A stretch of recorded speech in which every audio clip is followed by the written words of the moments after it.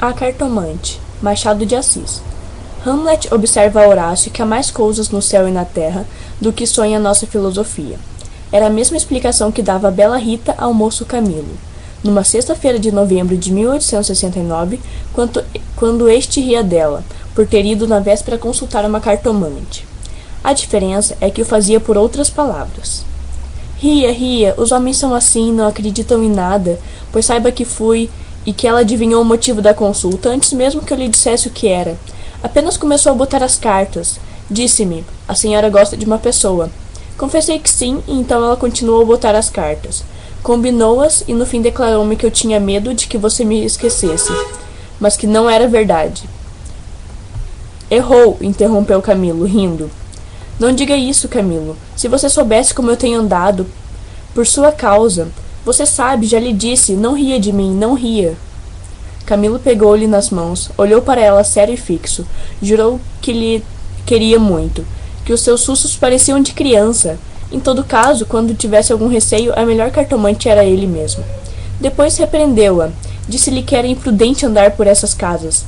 Vilela podia sabê-lo, e depois... Qual saber, tive muita cautela ao entrar na casa. Onde é a casa? Aqui perto, na rua da Guarda Velha. Não passa ninguém nessa ocasião. Descansa, eu não sou maluca. Camilo riu outra vez. Tu crês deveras nessas coisas? Perguntou-lhe. Foi então que ela, sem saber que traduzia Hamlet em vulgar, disse-lhe que havia muita coisa misteriosa e verdadeira neste mundo. Se ele não acreditava, paciência, mas o certo é que a cartomante adivinhara tudo. Que mais? A prova é que ele agora estava tranquila e satisfeita. Cuido do que ele ia falar, mas reprimiu-se. Não queria arrancar-lhe as ilusões. Também ele, em criança e ainda depois, foi supersticioso. Teve um arsenal inteiro de crendices que a mãe lhe incutiu e que aos 20 anos desapareceram. No dia em que deixou cair toda essa vegetação parasita e ficou só o tronco da religião, ele, como se tivesse recebido da mãe ambos os ensinos, envolveu-os na mesma dúvida, e logo depois, em uma só negação total. Camilo não acreditava em nada. Por quê? Não podia dizê-lo. Não possuía um só argumento. Limitava-se a negar tudo. E digo mal, porque negar é ainda afirmar. E ele não formulava a incredulidade. Diante do mistério, contentou-se em levantar os ombros e foi andando. Separaram-se incontentes. Ele ainda mais que ela. Rita estava certa de ser amada. Camilo não só o estava, mas via a estremecer e arriscar-se por ele. Correr as cartomantes, e por mais que a repreendesse, não podia deixar de sentir-se lisonjeado. A casa do encontro era na antiga Rua dos Barbonos, onde morava uma comprovinciana de Rita. Esta desceu pela Rua das Mangueiras, na direção de Botafogo, onde residia.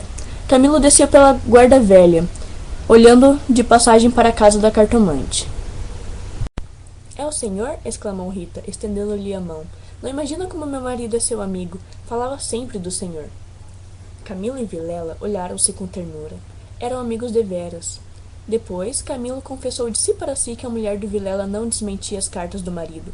Realmente, era graciosa e viva nos gestos, olhos cálidos, boca fina e interrogativa. Era um pouco mais velha que ambos. Contava 30 anos. Vilela 29 e Camilo 26. Entretanto, o porte grave de Vilela fazia-o parecer mais velho que a mulher, enquanto Camilo era um ingênuo na vida moral e prática. Faltava-lhe tanto a ação do tempo, como os óculos de cristal que a natureza põe no berço de alguns para adiantar os anos. Nem experiência, nem intuição. Uniram-se os três. Convivência trouxe intimidade. Pouco depois, morreu a mãe de Camilo, e neste desastre que o foi, os dois mostraram-se grandes amigos dele. Vilela cuidou do enterro, dos sufrágios e do inventário. Rita tratou especialmente do coração, e ninguém o faria melhor. Como daí chegaram ao amor, não soube ele nunca. A verdade é que gostava de passar as horas ao lado dela. Era a sua enfermeira moral, quase uma irmã, mas principalmente era mulher e bonita, odor de femina, eis o que ele aspirava nela, e em volta dela para incorporá-lo em si próprio. Liam os mesmos livros, iam juntos aos teatros e passeios. Camilo ensinou-lhe as damas e o xadrez e jogavam às noites. Ela mal. Ele, Para lhe ser agradável, pouco menos mal. Aí até as coisas. Agora a ação da pessoa, os olhos teimosos de Rita, que procuravam muitas vezes o dele, que os consultavam antes de fazer ao marido, as mãos frias, as atitudes insólidas, um dia fazendo ele anos, recebeu de Vilela uma rica bengala de presente, e de Rita apenas um cartão com o vulgar cumprimento a lápis. E foi então que ele pôde ler no próprio coração. Não conseguia arrancar os olhos do bilhetinho. Palavras vulgares, mas há vulgaridades sublimes, ou pelo menos deleitosas. A velha calesta de praça, em que pela primeira vez passear-te com a mulher amada. Fechadinhos ambos, vale o carro de Apolo. Assim é o homem, assim são as coisas que o cercam. Camilo quis sinceramente fugir, mas já não pôde. Rita, como uma serpente, foi acercando dele, envolveu-o todo, fez-lhe estalar os ossos num espasmo, e pingou-lhe o veneno na boca. Ele ficou atordoado e subjugado. Vexame, sustos, remorsos, desejos, tudo sentiu de mistura, mas a batalha foi curta e a vitória delirante. Adeus escrúpulos. Não tardou que o sapato se acomodasse ao pé, e aí foram ambos, estrada fora, braços dados, pisando folgadamente por cima de ervas e pedregulhos, sem padecer nada mais que algumas saudades quando estavam ausentes um do outro. A confiança e a estima de Vilela continuavam a ser as mesmas. Um dia, porém, recebeu Camilo uma carta anônima, que lhe chamava imoral e pérfido, e dizia que a aventura era sábida de todos. Camilo teve medo e, para desviar as suspeitas, começou a rarear as visitas à casa de Vilela. Este notou-lhe as ausências. Camilo respondeu que o motivo era uma paixão frívola de rapaz. Cândora gerou astúcia. As ausências prolongaram-se, e as visitas cessaram-se inteiramente. Pode ser que entrasse também nisso um pouco de amor próprio, uma intenção de diminuir os obséquios do marido, para tornar menos dura a leivosia do ato. Foi por este tempo que Rita, desconfiada e medrosa, correu à cartomante para consultá-la sobre a verdadeira causa do procedimento de Camilo. Vimos que a cartomante restituiu-lhe a confiança e que o rapaz repreendeu-a por ter feito o que fez. Correram ainda algumas semanas. Camilo recebeu mais 2 ou 3 cartas anônimas, tão apaixonadas que não podiam ser advertência da virtude, mas despeito de algum pretendente. Tal foi a opinião de Rita, que, por outras palavras mal compostas, formulou este pensamento. A virtude é preguiçosa e avara, não gasta tempo nem papel, só o interesse ativo e pródigo. Nem por isso Camilo ficou mais sossegado. Temia que o anônimo fosse ter como Vilela e a catástrofe então viria sem remédio. Rita concordou que era possível. Bem, disse ela, eu levo sobrescritos para comparar a letra com a das cartas que lá apareceram. Se alguma for igual, guardo-a e rasgo-a. Nenhuma apareceu, mas daí a algum tempo Vilela começou a mostrar-se sombrio, falando pouco, como desconfiado. Rita deu-se pressa em dizê-lo ao outro, e sobre isso deliberaram. A opinião dela é que Camilo devia tornar a casa deles, tatear o marido, e pode ser até que lhe ouvissem a confidência de algum negócio particular. Camilo divergia. Aparecer depois de tantos meses era confirmar a suspeita ou denúncia. Mais valia acautelarem-se, sacrificando-se por algumas semanas. Combinaram os meios de se corresponderem em caso de necessidade e separaram-se com lágrimas. No dia seguinte, estando na repartição, recebeu Camilo esse bilhete de Vilela. Vem, já à nossa casa. Preciso falar-te sem demora. Era mais de meio-dia. Camilo saiu logo. Na rua, advertiu que teria sido mais natural chamá-lo ao escritório. Por que em casa? Tudo indicava matéria especial, e a letra, fosse realidade ou ilusão, afigurou-se trêmula. Ele combinou todas as coisas com a notícia da véspera. Vem já, à nossa casa, preciso falar-te sem demora, repetia ele com os olhos no papel. Imaginariamente viu a ponta da orelha de um drama. Rita subjugada e lacrimosa, Vilela indignado, pegando na pena e escrevendo o bilhete, certo de que ele acudiria, esperando-o para matá-lo.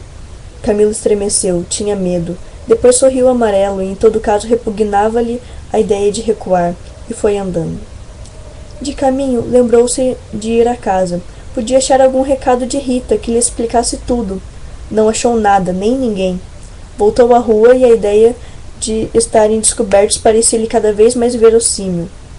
Era natural uma denúncia anônima, até da própria pessoa que o ameaçara antes.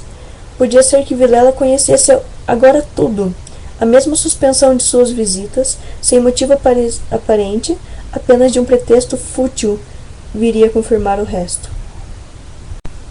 Camilo ia andando inquieto e nervoso. Não relia o bilhete, mas as palavras estavam decoradas, diante dos olhos, fixas, ou então, o que era ainda pior, eram-lhe murmuradas ao ouvido com a própria voz de Vilela. Vem já, já à nossa casa. Preciso falar-te sem demora. Ditas assim pela voz do outro, tinham um tom de mistério e ameaça. Vem já. Já para quê?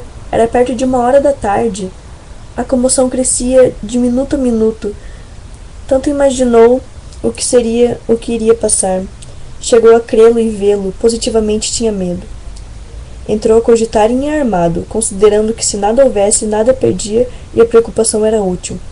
Logo depois rejeitava a ideia, vexado de si mesmo, e seguia, picando o passo na direção do Largo da Carioca, para entrar num tiburi. Chegou, então, e mandou seguir o trote largo. Quanto antes, melhor, pensou ele. Não posso estar assim. Mas o mesmo trote do cavalo veio agravar-lhe a comoção. O tempo voava e ele não tardia a entestar com o perigo. Quase no fim da rua da Guarda Velha, o tiburi teve de parar. A rua estava atrancavada com uma carroça que caíra. Camilo em si mesmo estimou o obstáculo e esperou. No fim de 5 minutos reparou que ao lado, à esquerda, ao pé do tiburi, ficava a casa da cartomante, a quem Rita consultara uma vez. E nunca ele desejou tanto crer nas lições da carta. Olhou, viu as janelas fechadas, quando todas as outras estavam abertas e pejadas de curioso do incidente da rua. Dir-se-ia a morada do indiferente destino. Camilo reclinou-se ao tiburi para não ver nada.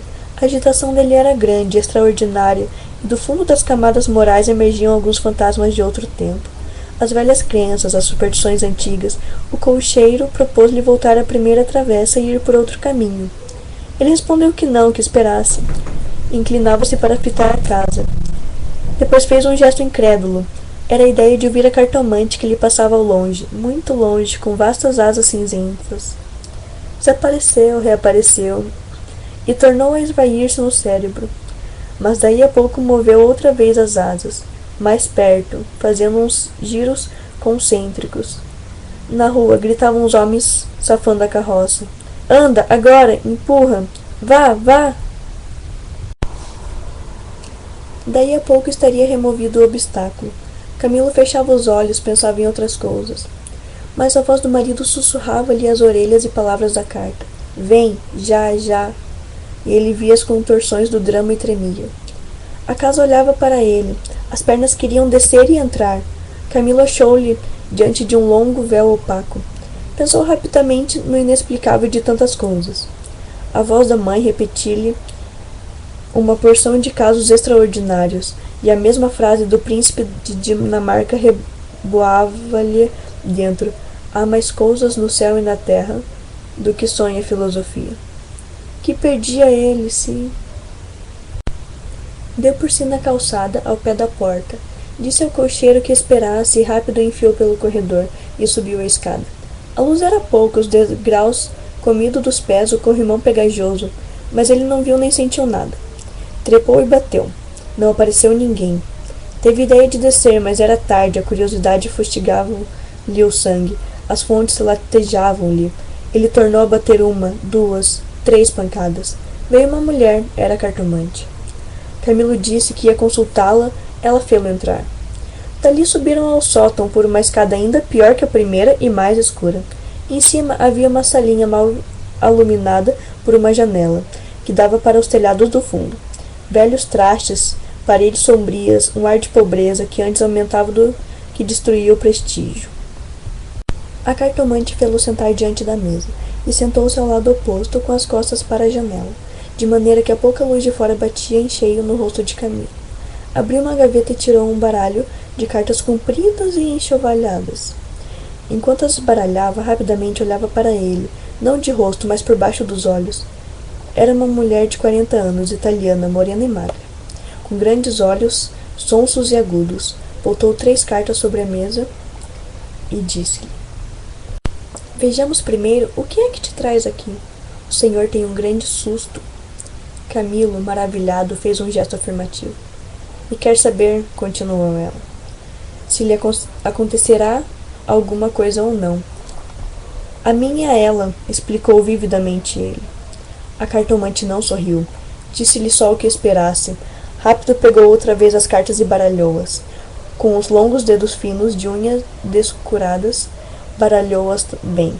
Transpôs os maços 1, 2, 3 vezes, depois começou a estendê-las. Camilo tinha os olhos nela, curioso e ansioso. As cartas dizem-me... Camila inclinou-se para beber uma a uma das palavras. Então ela declarou-lhe que não tivesse medo de nada. Nada aconteceria nem a um nem a outro. Ele, o terceiro, ignorava tudo. Não obstante, era indispensável mais cautela. Ferviam invejas e despeitos. Falou-lhe do amor que os ligava, da beleza de Rita. Camilo estava deslumbrado. A cartomante acabou, recolheu as cartas e fechou-as na gaveta. A senhora restituiu-me a paz ao espírito, disse ele, estendendo a mão por cima da mesa e apertando a da cartomante. Esta levantou-se rindo. Vá, disse ela. Vá, regazo, inamorato. E de pé, com o dedo indicador, tocou-lhe a testa. Camilo estremeceu, como se fosse mão da própria Síbila, e levantou-se também. A cartomante foi à cômoda, sobre a qual estava um prato com passas. Tirou um cacho destas, começou a despencá-las e comê-las, mostrando 2 fileiras de dentes que desmentiam as unhas. Nessa mesma ação comum, a mulher tinha um ar particular. Camilo, ansioso por sair, não sabia como pagasse, ignorava o preço. Passas custam dinheiro, disse ele afinal, tirando a carteira. Quantas quer mandar buscar? Pergunte ao seu coração, respondeu ela. Camilo tirou uma nota de 10.000 e deu-lhe. Os olhos da cartomante fuzilaram. O preço usual era 2.000. Vejo bem que o senhor gosta muito dela.